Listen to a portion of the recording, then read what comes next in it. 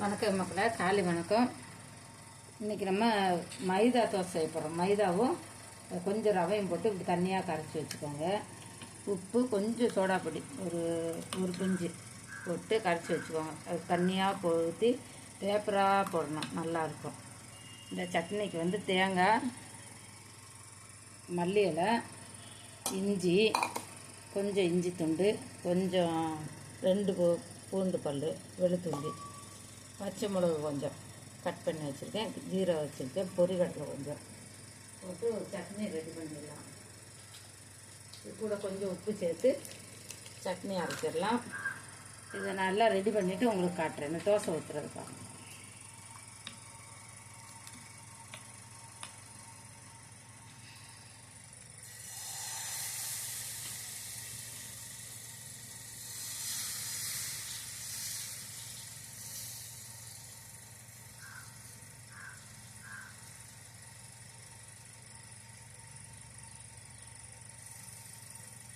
பேப்பராக போட்டு இந்த மைதா தோசை சிக்கன் கிரேவிக்கு கூட நல்லாயிருக்கும். மீன் கறி, சிக்கன் கறி, தோசை, இட்லி, கார சட்னி, தேங்காய் சட்னி எல்லாருக்குமே நல்லாயிருக்கும். எல்லாத்துக்கும்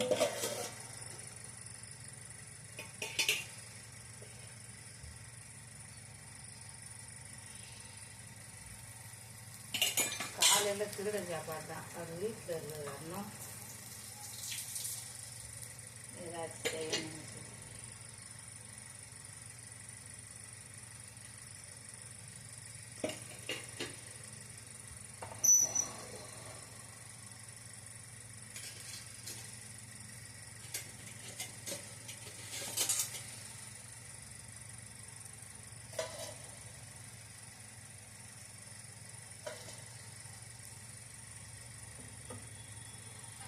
நல்லா முறுமுறுன்னு போட்டு எடுத்திங்கன்னா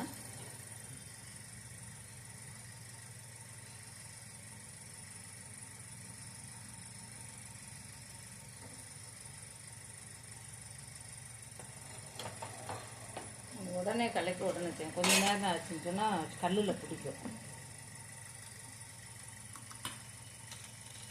இப்போ நான் கரைக்கு கொஞ்சம் நேரம் தான் ஆகுது, அதுக்குள்ளே ரவை ஊறி வச்சேன். ரவை ஊறி கொஞ்சம் கட்டியாச்சு.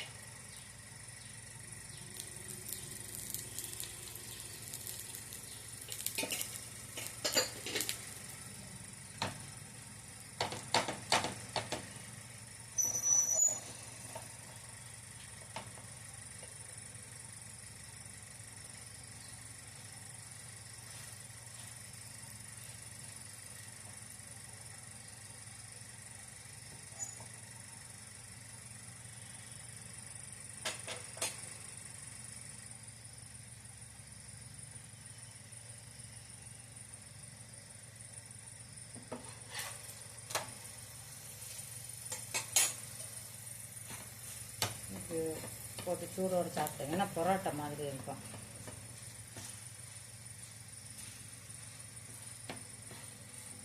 உடனே சாப்பிடுங்க, வச்சா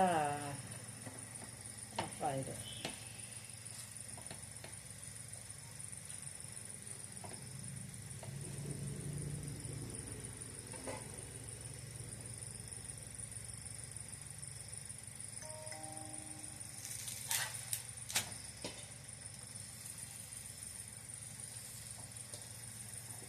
சட்டி மாற்றிடணும்.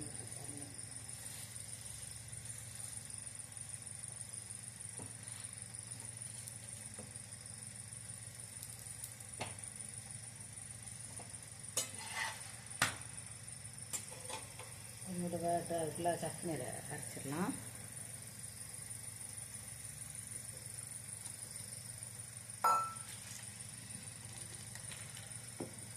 அதை எடுத்து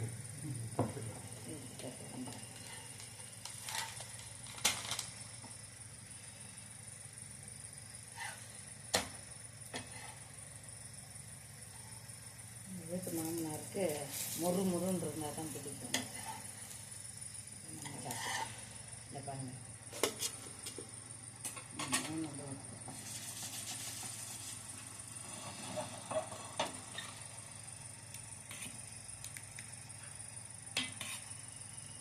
ஸோ ஒரு 2 நிமிஷம் வச்சா போதும் கலக்கி. அதுக்குள்ளே ஊற வச்சு பாருங்க.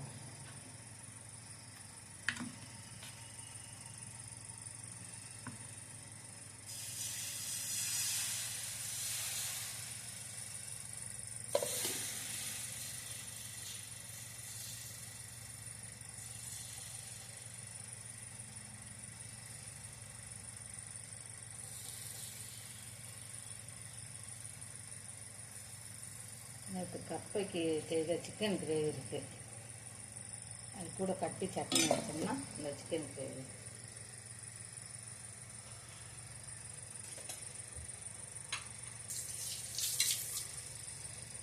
இது பாருங்க, அது கூட வெறும் கிரேவி சிக்கன் கிரேவி இருக்குது. இது கூட 2 முட்டை போட கூட நம்ம கூட்டு வைக்கலாம். அது போடலாம்.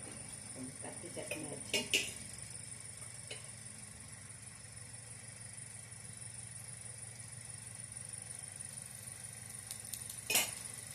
இதெல்லாம் எடுத்துட்டு உங்களுக்கு சாப்பிடும் போது காட்டுறேன்.